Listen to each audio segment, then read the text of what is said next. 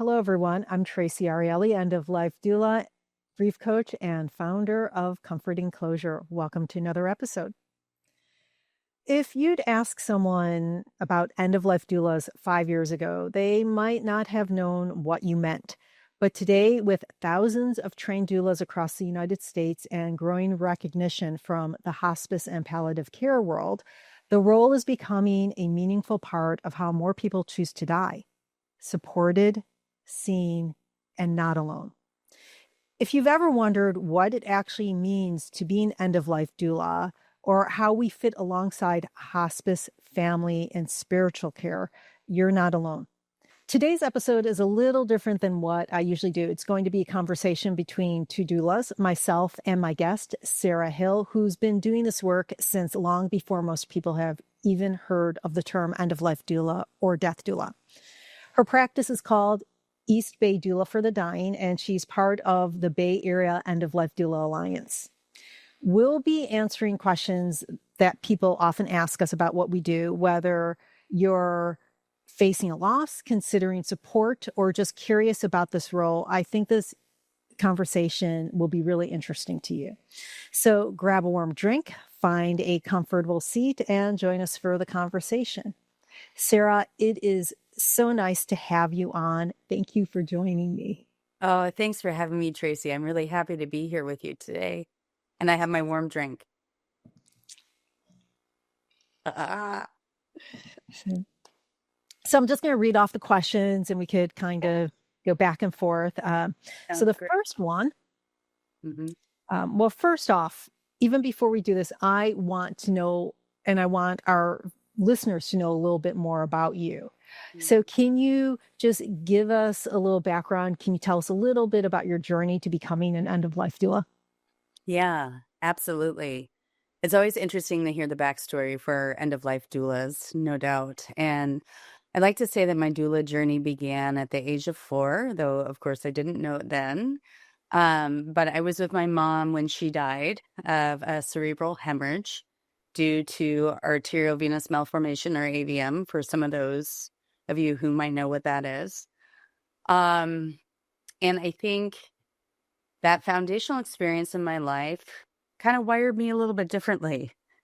I never had the gift of death denial, as I like to say. It was just not available to me, not something that was ever going to take up residence in my mind. I knew that death was very real, and I knew that it was going to happen to me and to everybody that I loved. And I think it was after my mom died that I really kind of had a difficult time understanding why it is that this thing that's universally going to happen was the one thing, at least back then, that we talked very little about. It was as if when my mom died, I, was expected to just kind of move on as if it never had happened. We were really strange at that time about death and dying. And I think it largely reflected the fear that many of us feel when we face the truth of our mortality. So yeah, I was a weird kid who liked to go to cemeteries in high school, and all my friends thought that I was emo or macabre or, edgy. And really, my mom was in a cemetery. So for me, going to a cemetery was a place to get perspective when I was having a day of feeling super overwhelmed. I could go to a cemetery and know that each of those tombstones represented somebody and their life, their rich life with their triumphs and tribulations and challenges. And it would just kind of help me right size my own kind of issues that might have been coming up for the time. So it was really where I went to get grounded. I realize now that that was death contemplation, a form of death contemplation. Early on, even wondering, my mom had been buried, and I remember wondering what stage of decomposition her body was in. But of course, I couldn't ask that kind of a question. That would be strange. But I was a kid and I was curious and I wanted to know. So I've had these kind of, questions around death and dying and what is the process and what does it mean from the time I was very, very young. So I had a whole other career going on. I worked in corporate sector doing change management work. And so I like to say that arguably becoming a death doula is, trying to manage the biggest change that any of us are going to go through. And I use manage in the very loose sense of that term. It's how do we show up to support people in their dying time?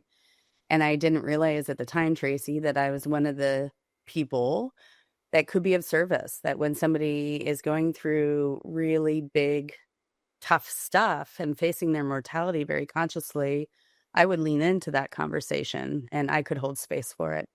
I could be a safe place for people not to have to feel that they were holding back because they didn't want to burden somebody else with their true experience. And it took me till my mid 40s to realize that the doula path was for me. And it was honestly at the birth of a friend's daughter that I found the role. So in 2016, my friend was pregnant and she said, "Will you be there when my baby girl comes into the world?"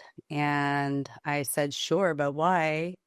And she said, "I just have a sense you're going to know what to do." And I remember feeling, I'm going to have no idea what to do, but I'll show up.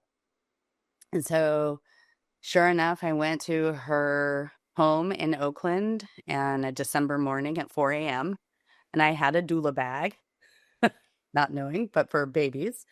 But kind of came in and just said, "How could I be of support?" And she had midwives, so I wasn't on the, hook for managing any of that complexity. But it was really to just be attuned to and aware of what was going on for her and her experience.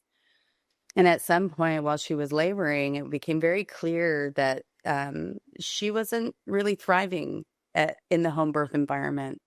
And so I just gently asked her some questions like, how would it feel to maybe change the scenery? And together we were able to come up with a plan that was right for her in the moment, which was to go to the hospital and get that support.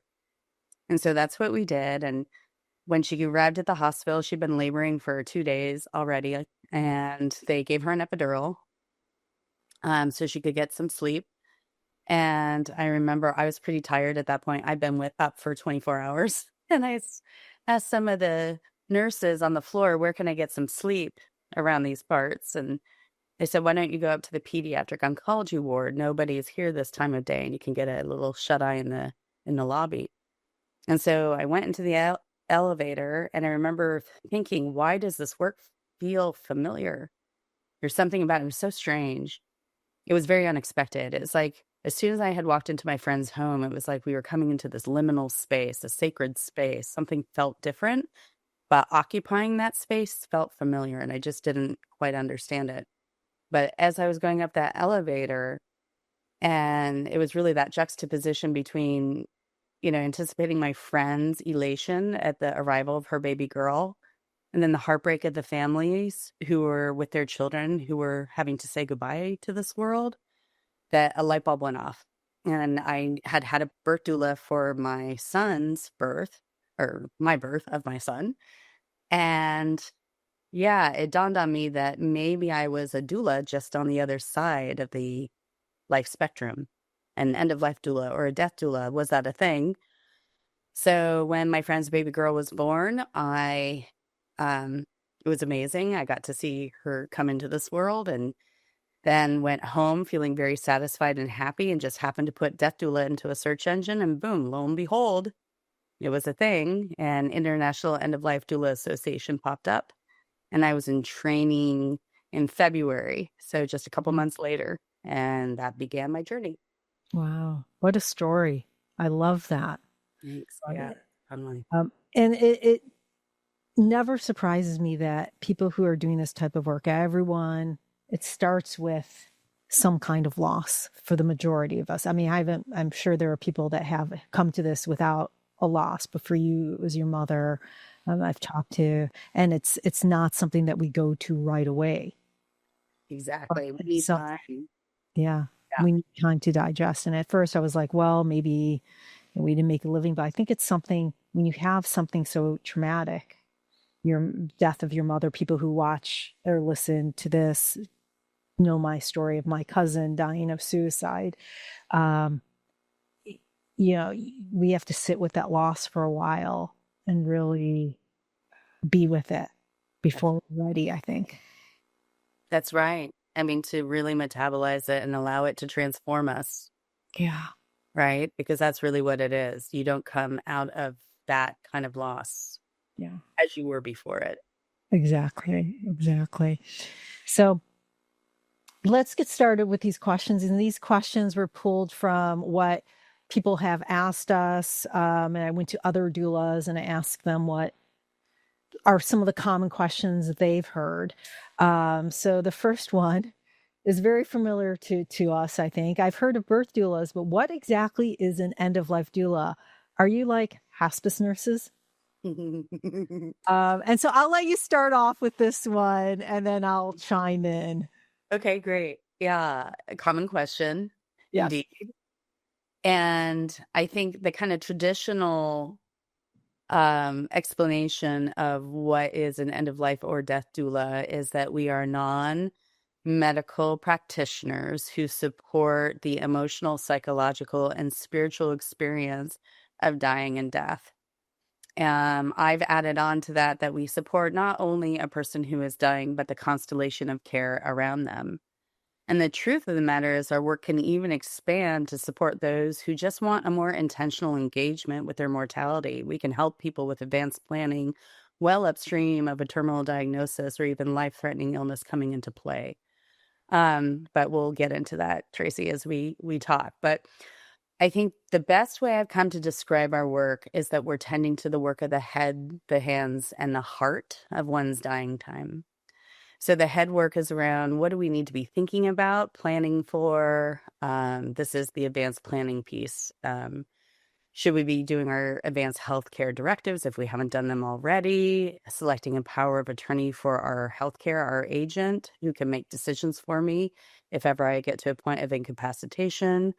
What are the considerations I need to be thinking about? Do I have my house in trust? Have I thought about all of those kind of logistical questions that have big impact if we don't tend to them? So doulas will help you be thinking about those kind of things. But the thinking about things too is also are the things I need my loved ones to know, things that I should be planning to say. So kind of the head work. What do I need to be thinking about? The hands work is really the execution, support, and peace. Do I need a little bit of assistance in really defining what my care team is and pulling those people closer to me? So, for instance, a lot of people might not know of palliative care, which is upstream from hospice care. And palliative care can be excellent support. And so I work with my clients to identify palliative care doctors or a palliative care team if it's not part of their medical system, making sure that we get that support in for them. Do we need caregivers brought into the mix? Do we want to interview hospices upstream and understand their services? What's the kind of education piece that we can do in the head work, but the hands work is let's go out there and learn some things, right? And the execution support that doulas can offer to get that stuff done. And if we do the head and the hand work as far upstream as we can, we're creating more spaciousness for the heart work, which is, I think, where we all really shine in terms of supporting others and getting to the heart of their dying time. What has my life meant to me? How am I summing it up? Are there any loose threads that I need to tie up? Are there any relationships that I need to kind of go deeper into? Are there relationships I need to let go of? Really kind of considering the emotional tenor of their lives and what they need in this time. And ideally giving them the space and the freedom to think through how they can kind of end well, if you will. Yeah. So that's my take on it. How about you?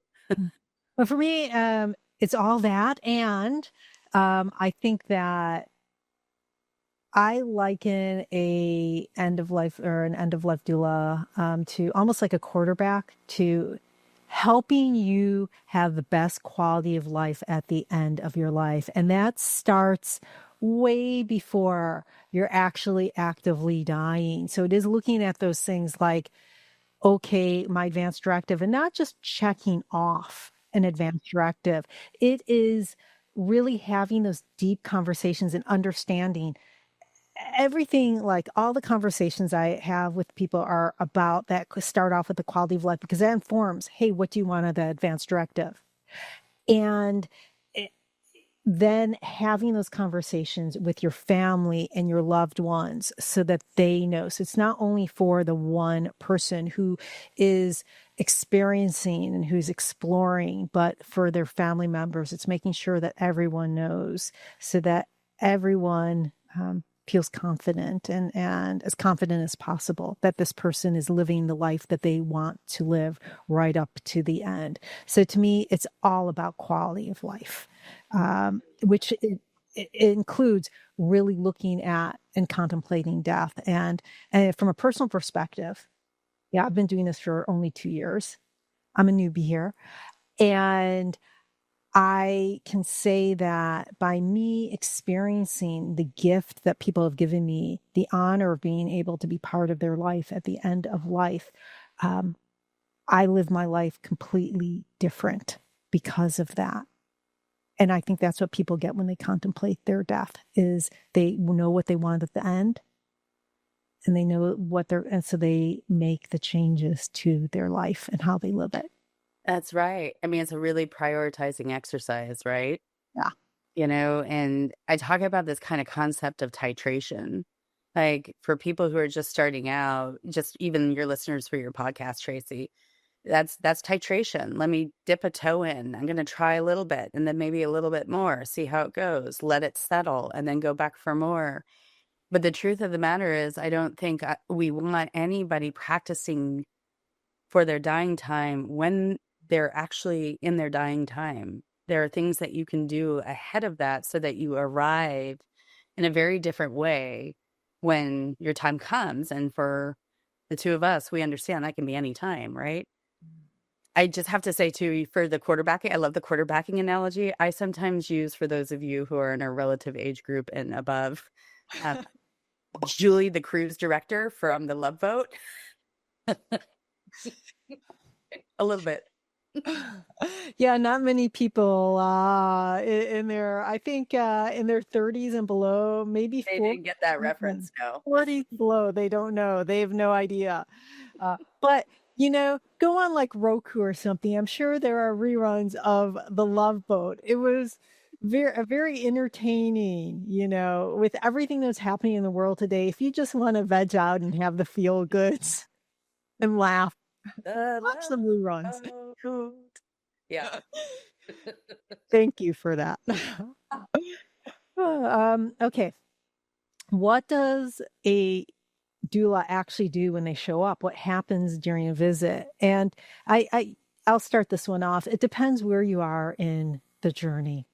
And I work with people. I love to work with people, ideally, way before they're in that situation that they're even ill. I'm very lucky that I've worked with estate attorneys, and part of the estate plan is an advance directive, and they usually send people my way because they don't like talking about death, and I think they feel it's a disservice to go through it with their client because it's a check. It's like a checklist at that point. So they send it to people who know how, and so if we're getting involved at the time when we're looking at their healthcare practices and their estate plan and I'd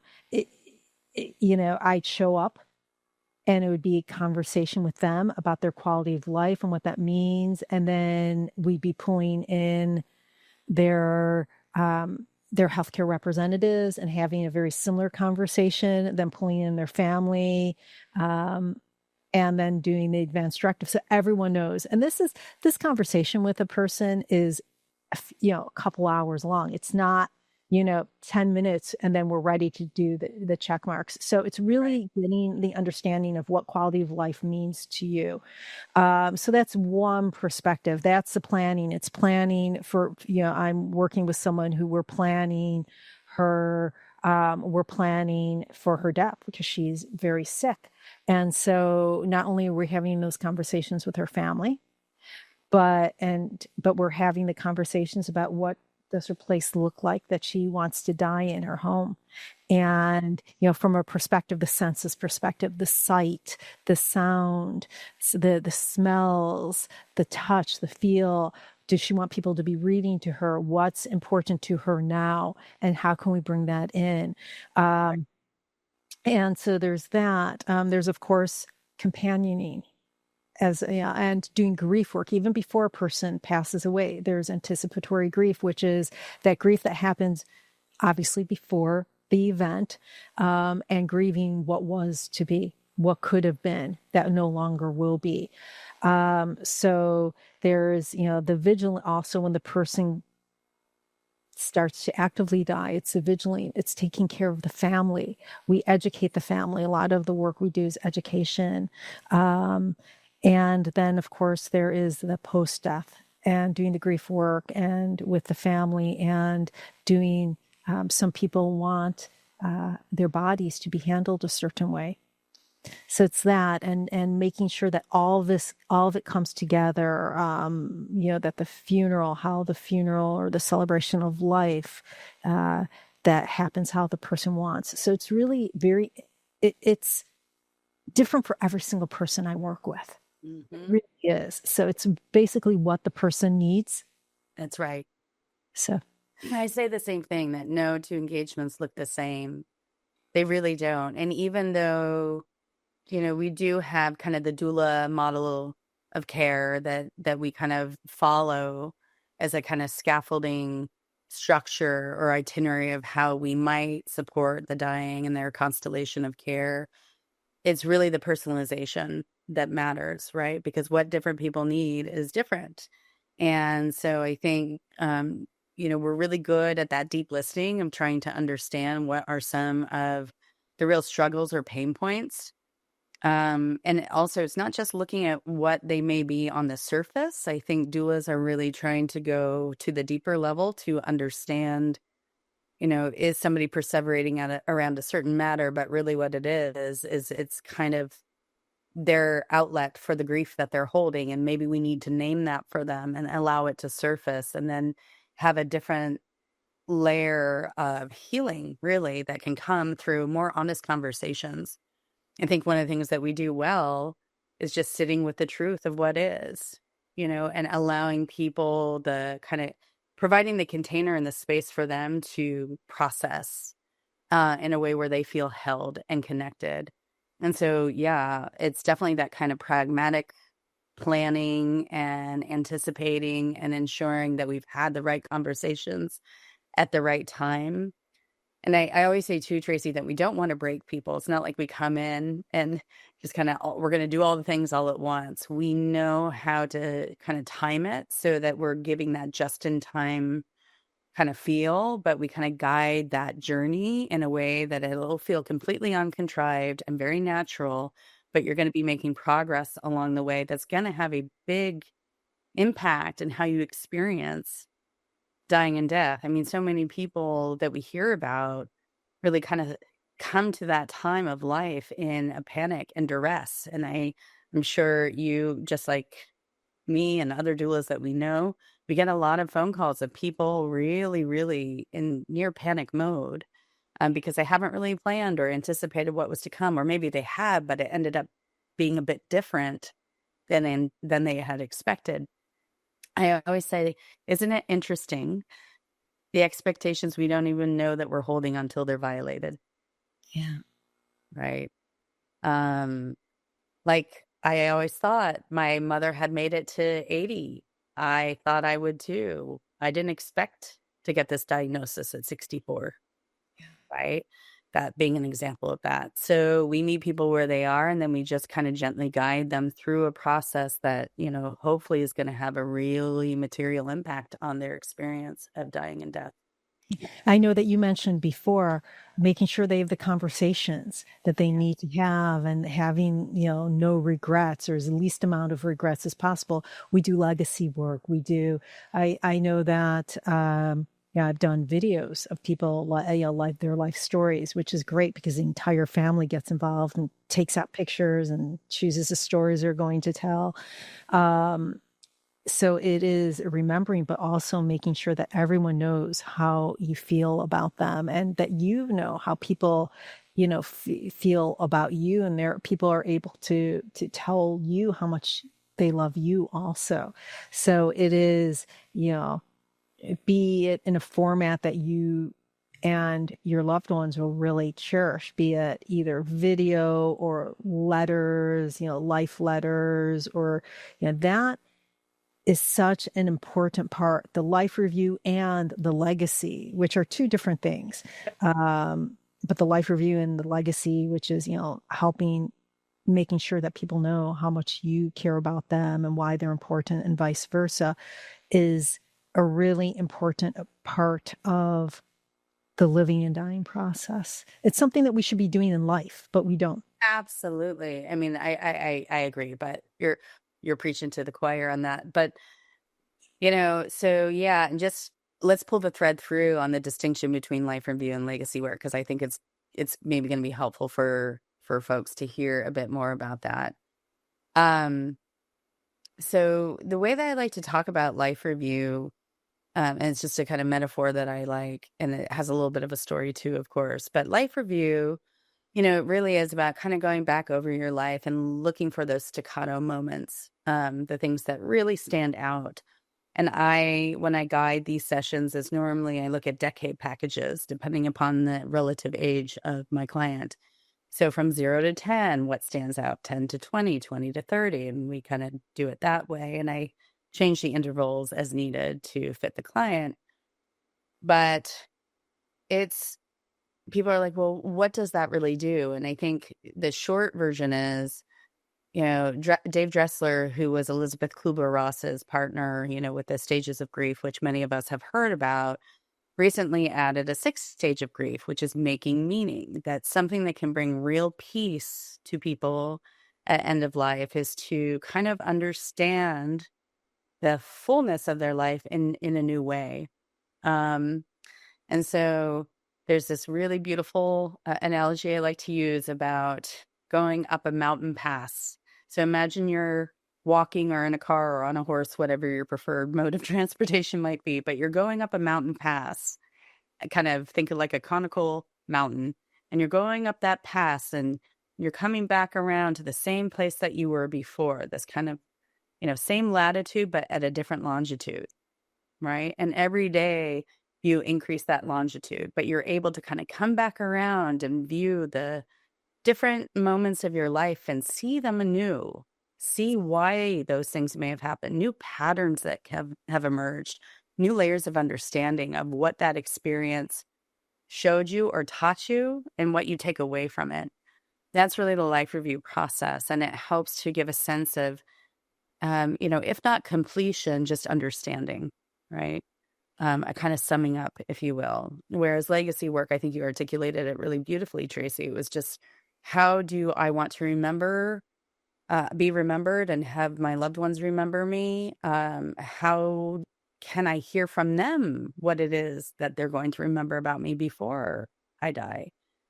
Gifting ourselves that opportunity. We have heard maybe of living funerals where people are like, why should I not be able to hear my own eulogy? I want to hear what folks are going to say. And I think doulas come up with really creative ways to allow that legacy to enter the room before death has occurred, because the person who's dying deserves to receive some of that love. And then also, I think part of that summing up process, like those beautiful letters you're talking about, I worked with a young mother who had a 1-year-old son, and she was devastated at knowing all the milestone moments in his life that she wasn't going to be able to participate in. And that was her intention, was to create videos that were going to speak to him directly at these kind of, transitional moments in his own life, give that maternal advice when he was there. So there's a lot of healing that can happen in knowing, well, I can't be present for those I care for as they go on and my time ends, I can still provide the love and support if I plan for it now. And what a gift to give to that child. It really just, that child will know his mother, will be able to know what she looks like, her mannerism, her voice. And Voice. Exactly. that's a gift. Um, okay. My mom is in hospice care. This is the question, not mine. Um, is it too late to bring in a doula? The first time I did a webinar, true story, and I have to tell everybody, it was really intimidating because it was the first time, at least in the Bay Area, that we felt a death doula was going kind of prime time. It was for a group called At Home with Growing Older, and they had about 100 people pre-registered, and I think I felt just a lot of anticipation around it, and trying to represent our community well. And so, anyhow, I actually asked my family to leave the house so I would have no interruptions during the webinar. So they went to our neighbor's home, and they had said, "Oh, come, when you're done, you can come over and we can celebrate," because it was just a big moment, right? And I remember as soon as I got off the webinar, it went pretty well, and I felt good about the experience, and think I was just really like taking that big and then my phone rang, and somebody had been on the webinar and said, "My aunt is actively dying. Can you come?" And so I grabbed my doula bag. I did not go and see my family at my neighbor's home, and off I went to go sit vigil Mhm. for this person's aunt, whose daughter really was struggling with the active dying period and needed support. And the cousin couldn't stay. And so she wanted to make sure her cousin was supported, the actual daughter. And yep, we were there. And I assembled a team of 6 doulas to provide around the clock vigil support. And no, we can come at any point in the process of somebody, as soon as somebody realizes that we exist and that they may need some extra support, give us a call. We'll be there. Yeah, I agree. I think that people don't understand, one, how difficult it is to be a caretaker.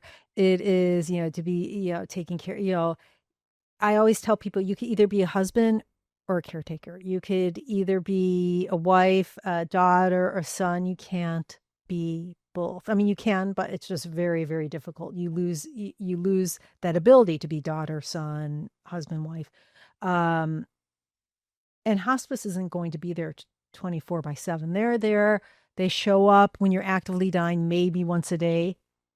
And, for an hour and a half, hour and a half, we're having a team of doulas to help with respite, to help hold your hand, to educate, to say, no, this is how it's supposed to, your mom, your dad is doing perfect. They're doing what they need to do. It's fine.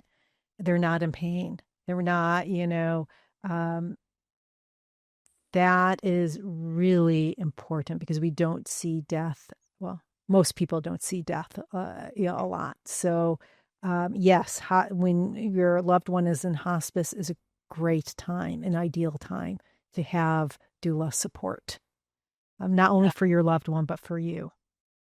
That's right. And I like to say with hospice, hospice is essential. They're just such a beautiful, wonderful resource. And, you know, a quick thing to kind of say about hospice too is that the average time that someone is on hospice or goes on hospice service is 17 days away from death. When we are entitled to hospice support from 6 months, from a time of a prognosis of 6 months to death. So I'm just saying for our listeners, our viewers, that just remember that 6 month mark because they can do a lot of good. And sometimes people actually really thrive under hospice care. They do better with that support. Um, Enough that sometimes they improve, but that's a whole other story. But That and their family. That and their family. that's And there's 100%. there are Right. services that you get through hospice. You'll have a social worker. If you're religious, you have a chaplain. You have some hospices have even hospice massage. You get the level of support that you would not get That's right. from a regular doctor, and there are such benefits. And hospice is a group of people. It's not a place. So yes, there are hospice homes, but there are, most people want to die at home, so they come to your home.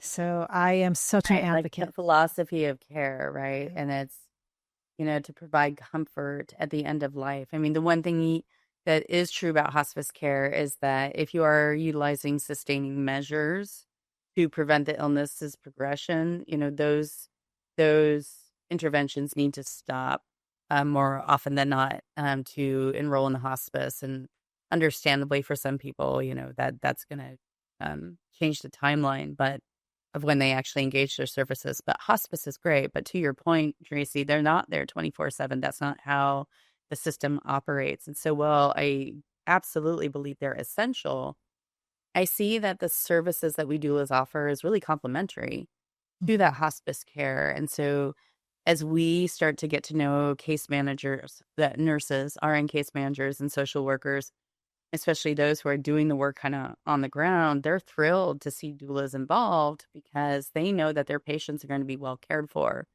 Meaning, if they can only visit, say, for, a half an hour or an hour, they know that we doulas don't have the same caseloads that they carry. I don't have as many clients as they have cases or patients. So I can do a little more attention and pay a little more attention to the needs of my clients, their patients, and it's just kind of a win-win for everybody, honestly.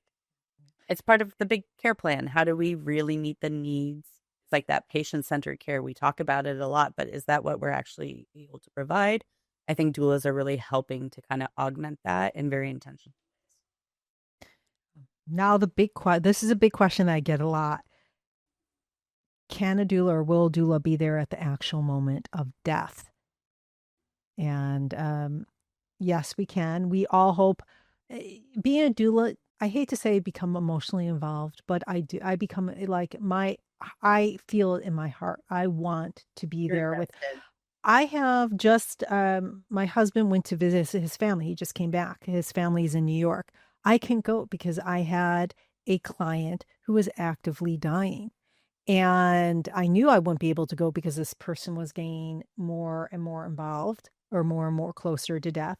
And I I wanted to be there. So yes, we do our best to be there. In the majority of cases, we can't know the exact moment of death and when it's going to come. And even in an active dying phase, it can do all kinds of interesting things. You might see that rally that you didn't expect that can level something out, or, there we can make, we do have signs of knowing when death is getting close. So, just it's not completely unknown. I had to think through how to best explain that one. But you're right, Traci, it's about what does the dying person need and what does their family need? And hopefully we've had an opportunity to have those discussions in advance. But also, once you get into the rhythm of someone's active dying period, some families, like you said, might feel entirely at ease. Initially they might be really like apprehensive or concerned or worried. But then when a doula comes and says, this is normal, this is what it is, and we've hopefully educated them along the way of what to expect, they may be able to get into a groove themselves of being present to it. And they might enjoy the intimacy of being that primary person for their dying person, right? And just need the reassurance that we're there and we will come when called. So, we will be available as the person who's dying and the constellation of care around them had asked us to be. And sometimes, yes, sometimes life can happen and we won't necessarily be there, but we'll be there as soon as we can be. And the truth of the matter is, there's something really beautiful about, and again, so just going back to that story I told before, but of the daughter who really couldn't be present for her mom's active dying period. It was just too painful for her. That's okay. And it was just too late to anticipate any ability on our behalf to change that orientation for her. She was not going to be comfortable, and that's okay. So having the doulas gave her great peace of mind. But I really love it for some of my clients when their constellation of care feels empowered to support their loved one as they're dying, that they realize they can do it. When you're the person who built that bridge between their apprehension and then their engagement to be present for their person, even though it's heartbreaking in many ways to allow the goodbye. So yeah, I think We will be there at the moment of death if we can be. And like you, I love to be there for my clients to support that. And I also learned that sometimes it's appropriate for it to be perhaps a family member who just feels empowered to see them home. On that note, though, I think I have met so many people, and Traci, I don't know if you've heard this a lot too, who in their grief, what gets mixed in with it is that they weren't present at the bedside at the time that their loved one died, and they hold tremendous guilt around that. And without going into any, hypothesis around what happens at the moment of death, I mean, I have theories, but, I guess I'm going to have to wait until I'm doing it to know for sure. I do have this real sense that as we become untethered from our body, whatever energy releases from us, the body and the constraints of being in a body no longer apply around the dying time. That somehow I get the sense that when our loved ones are dying, no matter where we are, they can feel our intention and love that we're holding. And in fact, it's even said that as people die, sometimes they make decisions to wait until their loved ones are not there because they want to be remembered in a different way. So, um, that may sound like theoretical conjecture, but I am seeing enough interesting patterns to start to think that there's some truth to that. And there should be, consideration for the folks who think, gosh, I really blew it by not being there, when in fact it was by design and it's all okay. I've heard also where people, especially with parents, they don't want some of their children there because they're protecting That's right. their child. And so they'll wait actually until the child goes to the bathroom, goes to catch a Right. nap or take a shower or, and um, when a person is dying, it's such a different state. They're not going to hold it against you. They're not Right. they're not feeling, they're not feeling Right. a loss like you are. That's right. It's a different thing. Right. Uh, um, I'm gonna that one we answered. Do doulas help with things like medical aid in dying or voluntarily stopping of eating and drinking? VSED is what we called it. Um, why don't you start this one? Yes. We do. Um, Now let's start with medical aid in dying. Okay. And okay, let's actually start upstream from that too. It's a really good idea if you are seeking support from a doula to reach out to a few of them, get to know them, and see the kind of different ways in which people lead into the work because we all are different, just like any other kind of provider or vendor or, whomever you would engage for any kind of services. And so, you may find that there are some doulas who do not have experience with aid in dying and some people who prefer to not support medical aid in dying too for various reasons, say religious reasons. That's okay. But I would say, yes, there are many, many doulas who do provide support for medical aid in dying. Traci and I both do, for instance. Um, so medical aid in dying, for those of you who don't know, is a process in which you can hasten death by taking medication that's prescribed by a physician. There are pretty tight processes in place, legal requirements that, it's not like anybody off the street can go and do this, but they require two independent evaluations by a physician. Someone must be 18 years and older, have a prognosis of 6 months or less of life, and they must be able to self-administer the medication. And be medically sound. So Correct. things like ALS, usually you can't do, and dementia, but for people who have cancer or other illnesses, this could be an option. So yeah, so ALS, where the restriction comes in, I've supported quite a few clients with ALS. The real window around ALS is more around the physical capacity to self-administer Yeah. because of the mobility. But Parkinson's or some of the other neurodegenerative disease can have that kind of impact to the cognition, like you're saying, Tracy. And so I think that's where working with a doula is really helpful because um, we can support a family in engaging at the right time with the right professionals who can support them going through that eligibility criteria. There's a Dr. Lonnie Shavelson through the Academy of Aid and Dying Medicine, who talks about prognostication as an art as much as a science too, right? So there's so many different factors to be looking at. You can't just unilaterally assume one way or another that someone's in that 6-month prognosis without fairly detailed kind of inquiry into what is there. And so things that need to be looked at that we, as non-clinicians might not even be aware of. And so it's good to get curious, and a doula can help kind of make a planful process for preparing for an aid and death. And the one thing that I would say here in the Bay Area that started to happen around medical aid and dying specifically, and why we doulas did get involved, and of course we doulas more often than not will support anybody's death, um, regardless of what our clients choose, their choice to going to do. But I think with medical aid and dying in particular, what happened was we started to get panicked phone calls from families who were saying, my loved one is intending on ingesting this medication tomorrow, but our hospice just let us know they can't be there. So just to clarify for anyone who's listening, um, hospices really have had to kind of contend with their internal policies around how do we show up to support these patients. Philosophically, hospices say that they're neither there to hasten nor prolong time to death. So there's a bit of a philosophical misalignment with aid and dying that might emerge. And then also reimbursement, right? Most hospices are funded by Medicare dollars.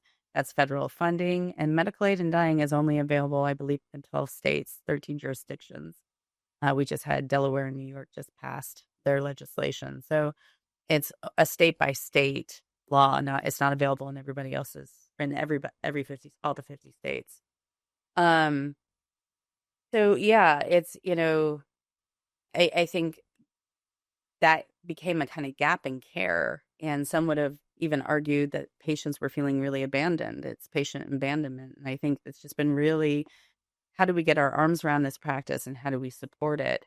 So largely we see a lot of area hospices who now they may be supportive of aid and dying, but for instance, they have a policy where they ask their staff to leave the room, or Yep. their individual staff may decide to opt in or out of the practice depending upon how they feel about it individually.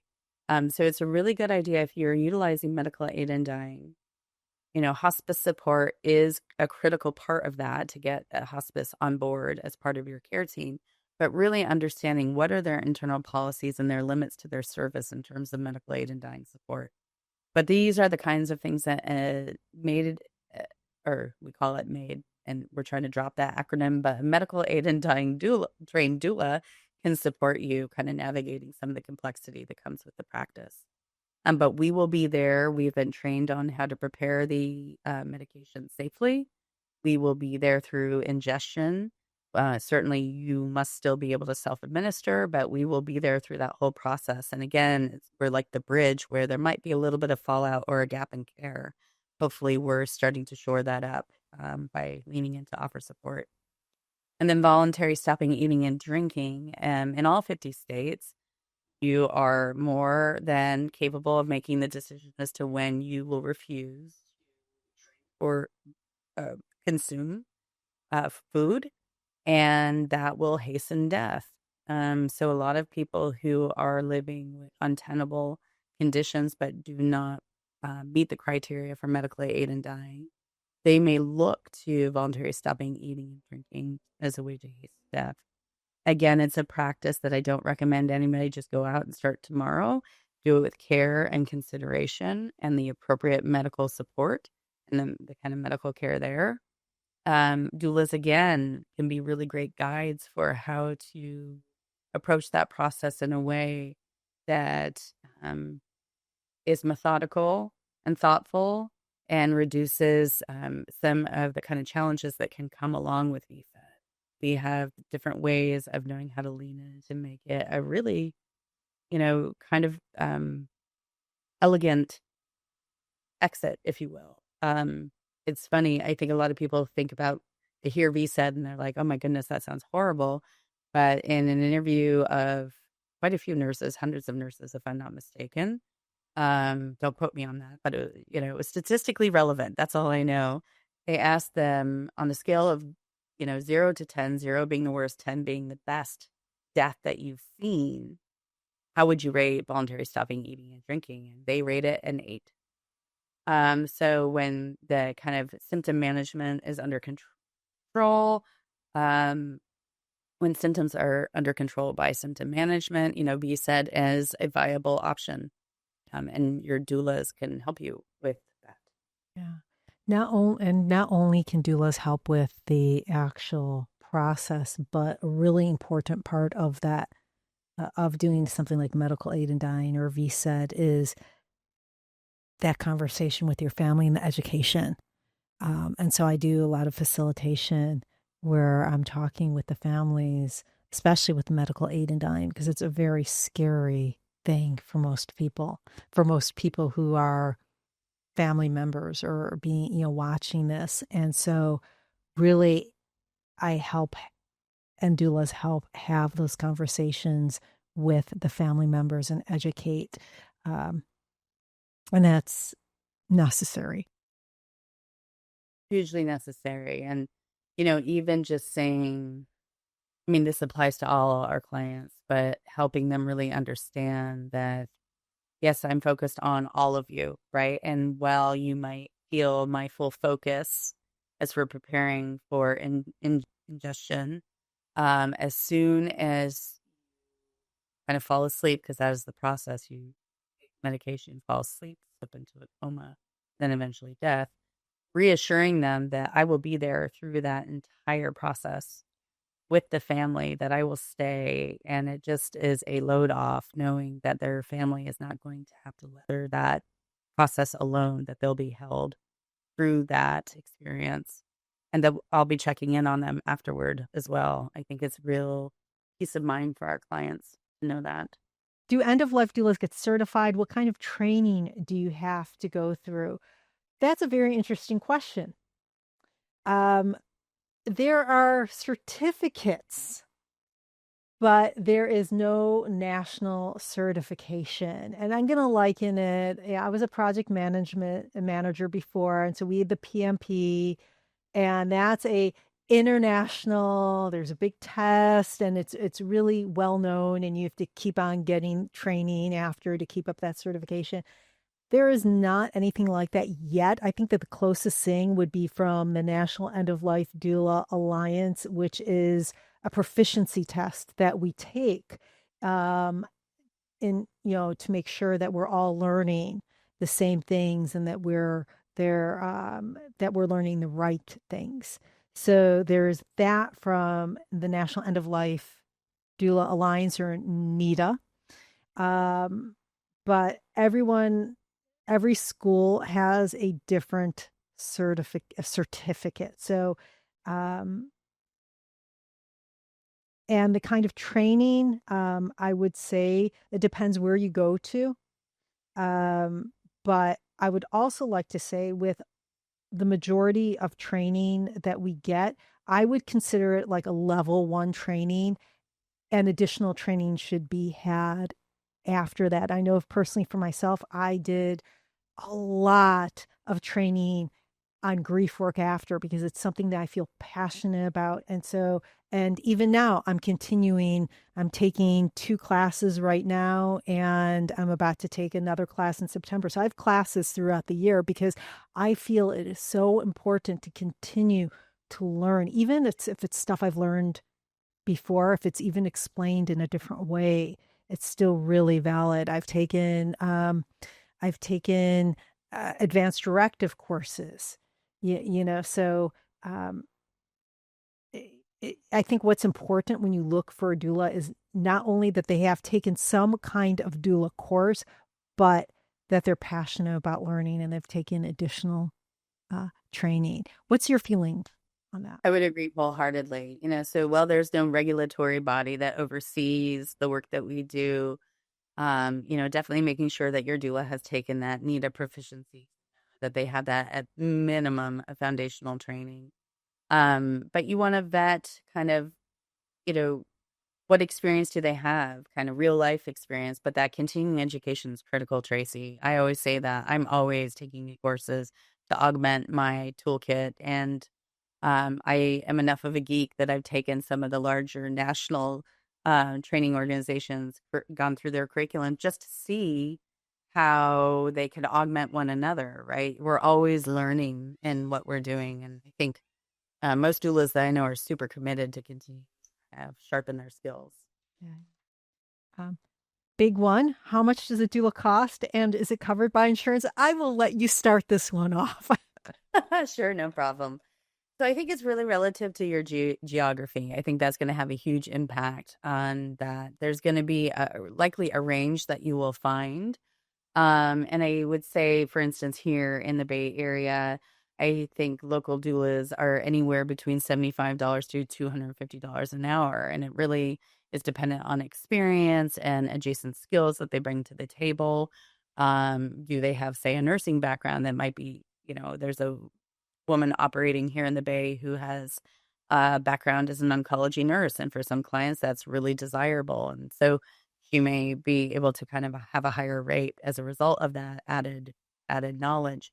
So it's just really variable, but I think it tends to be aligned with other helping professions. So looking at counselors, therapists, massage therapists, anybody that's kind of in the helping profession, we generally tend to be around the same range of a lot of those providers.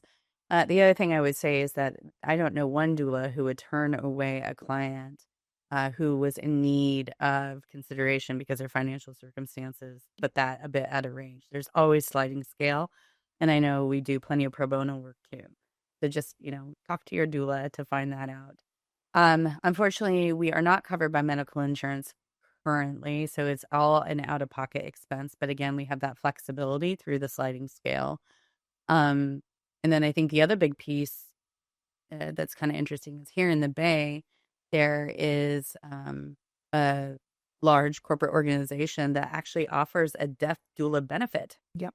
So, that is something that we might see a trend towards too, that certain organizations might start to offer that as a benefit to employees. So check in with your employer. I think you're talking about my former employer, by the way. I may be. So, okay. And then the last question, I'm not going to add anything to that because there's nothing I can add to that. Okay. How do I find a good doula? Is there a directory or something I should be looking for?